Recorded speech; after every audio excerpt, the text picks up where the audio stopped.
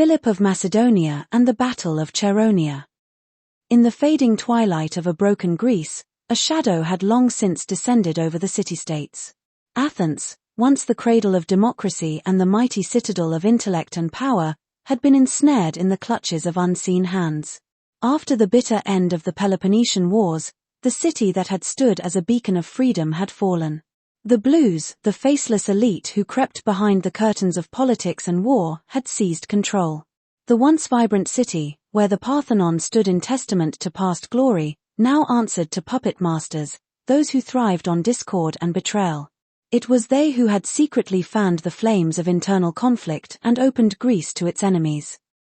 But while Athens was shackled by intrigue and deceit, another power, long humbled, began to rise. In the rugged, windswept hills of Macedonia, a king with vision emerged. Philip II, a warrior whose resolve was forged in the fires of survival, watched from the north.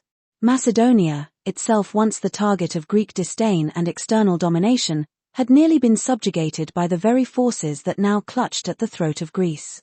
But Philip had a dream, a vision to unite the fragmented Hellenic world and to break the chains of foreign influence once and for all. His eyes were fixed on the Persians, those distant kings who had kept their hands dipped in Greek blood since the days of Xerxes and Darius, always manipulating, always weakening the Greeks through proxy and gold. Yet the Persians weren't the only enemy. The blues, those hidden elites who whispered to both king and slave, had spread their influence far and wide, poisoning Greece from within. Philip knew this well. He had seen what happened to Sparta after Leonidas and the 300 fell at Thermopylae, the corruption that had seeped into Athens, and the weakening grip of Greek power. It was time to forge a new order. Philip's rise was swift and marked by bold action. His military reforms turned the once feeble Macedonian army into a juggernaut of iron and muscle. The phalanx, with its mighty sarissas, became the centerpiece of Macedonian might, an impenetrable wall of spears that could break even the most disciplined armies. He knew that to free Greece, he must first bring it under one banner. One last, great stand against the forces arrayed against Hellenic freedom. And so, the stage was set for Chaeronea. The plains of Chaeronea were alive with the echoes of preparation, the beating of war drums shaking the earth as Greek soldiers assembled under their different banners. The Athenians and the bands had, despite their internal rivalries, rallied together, hoping to crush Philip's rising influence. Little did they know that the true enemy of Greece was not the Macedonian king but the hidden forces that controlled them from behind the scenes. The blues had infiltrated the very heart of the Greek coalition, steering them into a war they could not win. On one side of the field stood the forces of Athens and Thebes, their gleaming shields and long spears flashing under the midday sun. They were proud, for theirs was a legacy carved by giants of the past. But that legacy was dimmed, and the hand that guided them now was unseen, whispering lies of Macedonian tyranny. Across the field, in stark contrast, stood Philip's army, a disciplined host of warriors clad in bronze and steel, their formations tight, their eyes fierce. Among them was the young prince, Alexander, barely 18, but already a warrior of unmatched potential. Beside his father, Alexander readied for battle, his eyes alight with the fire of destiny. He knew that this day would change the course of history.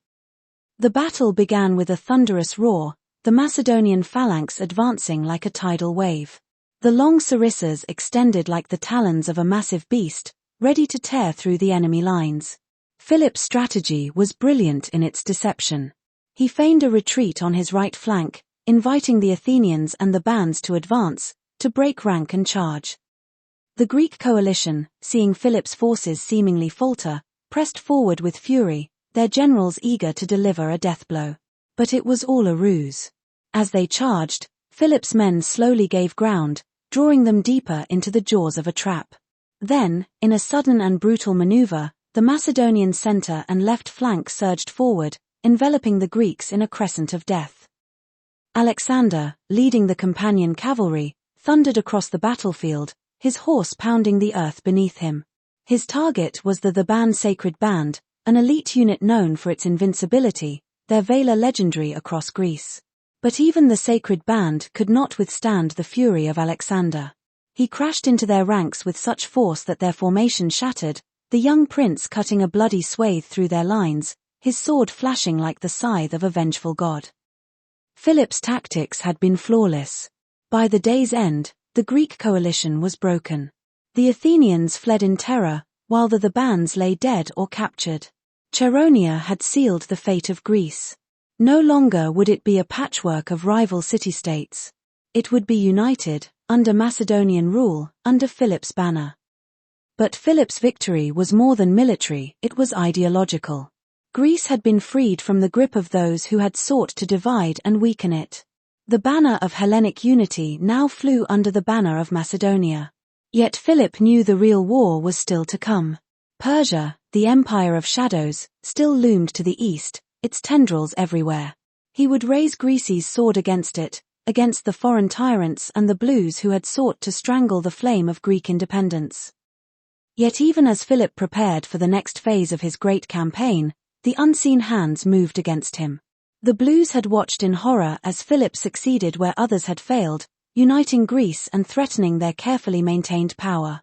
His ambition to attack Persia directly challenged their hold on the Eastern Empire.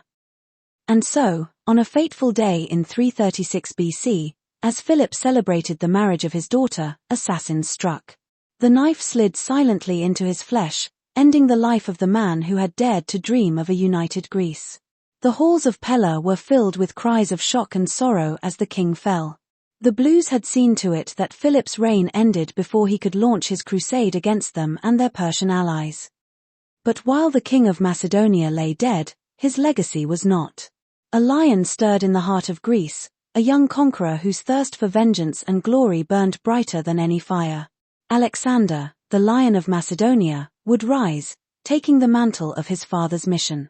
He would lead Greece not only against Persia but into a new era.